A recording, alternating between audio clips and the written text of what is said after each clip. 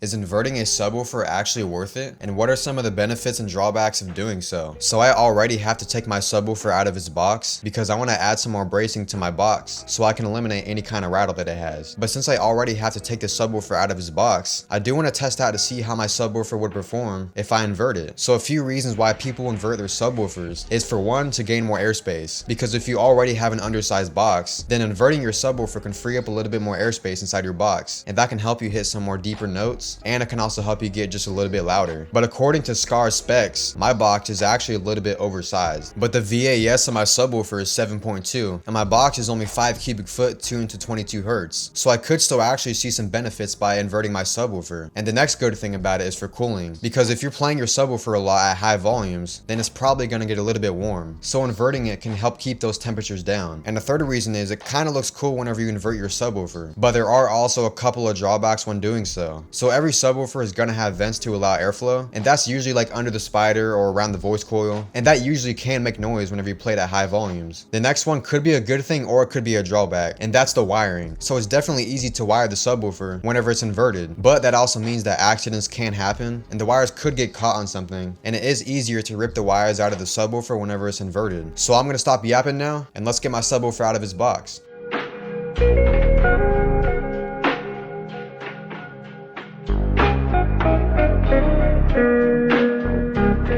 So first I'm just going to make 2 braces, and they'll brace the top and bottom side of my box, because the top side and the bottom side of my box do flex quite a bit, especially whenever I'm playing at high volumes.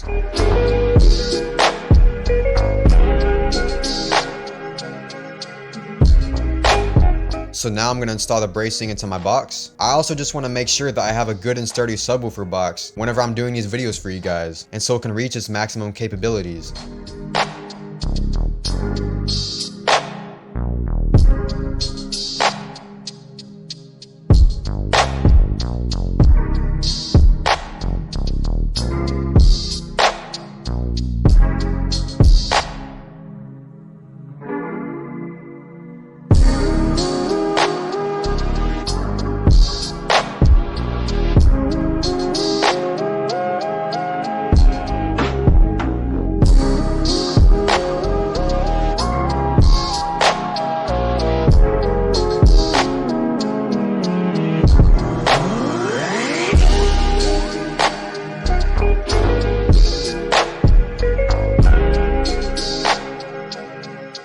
I'm also going to remove this brace that I already had in there because I don't really think it's doing that much since it's so close to my port, but I do also think it might be restricting some airflow, and these new braces that I put in would definitely do a better job.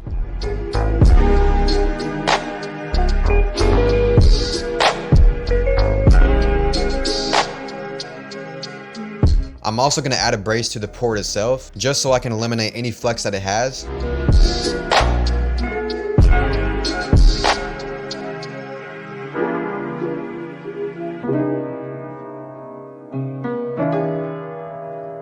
And now it's finally time to invert the subwoofer.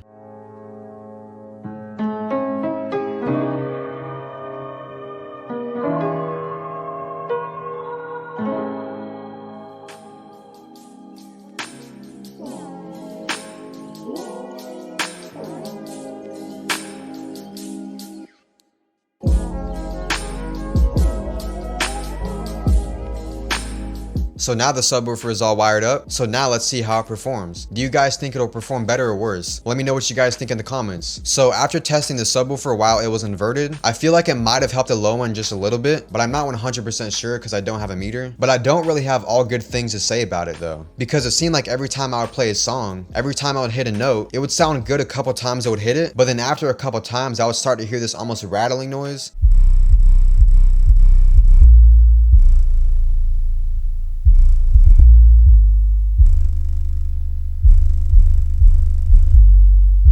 And I know it wasn't my box, because anytime I would search around my box, I really wouldn't hear it as much, but whenever I got close to my subwoofer, it would get louder. And it sounded like it was coming from the voice coil itself. I really don't know what that noise is. It's definitely not the worst thing ever, but I could still notice it. And it was honestly quite annoying. But I'd be lying if I said that was the only problem that I had. The next problem that I had wasn't the subwoofer itself, but it was my box rattling like crazy. And come to find out, it's right from the back of my box. But it's kind of weird because I did just add a brace back there, and this was really confusing for me. But but I just ended up taking the subwoofer out of the box anyways, and then I just ended up unscrewing the brace and I took it out, and then the rattling was gone. I don't really know what happened there. That was kind of weird, but that didn't fix the weird noise that was coming from my subwoofer, because other than that noise, the subwoofer sounded good inside the box. So I just ended up remounting the subwoofer to the way it was originally, and now it sounds a lot better. And I think this box is definitely getting closer to its final form. Inverting my subwoofer didn't really help that much, but bracing my box definitely helped a lot more. So if you have an undersized subwoofer box, I definitely would recommend inverting your subwoofer, as you're probably not going to have the same problems that I had, especially if you have a different subwoofer. But if all you hear is chuffing from the vents of the subwoofer, or if you just hear some weird sounds from it, then I'd honestly just recommend you mounting your subwoofer regularly. And I have also seen that some people actually lose efficiency with their subwoofer whenever they invert it, but for every subwoofer it's going to be different. So maybe for you, inverting your subwoofer might sound amazing, but for other people it's going to be different. And as for me right now, I'm just going to keep my subwoofer mounted the way it was, but I'm kind of fine with that anyways, so I didn't really see much of a benefit since my subwoofer box isn't undersized. If any of you guys have experience inverting your subwoofers, let me know down below in the comments of how it was for you guys. And please don't forget to like and subscribe if you guys want to see more audio related videos and just more videos from me in general. I appreciate all y'all for watching, and I'll see y'all in the next video.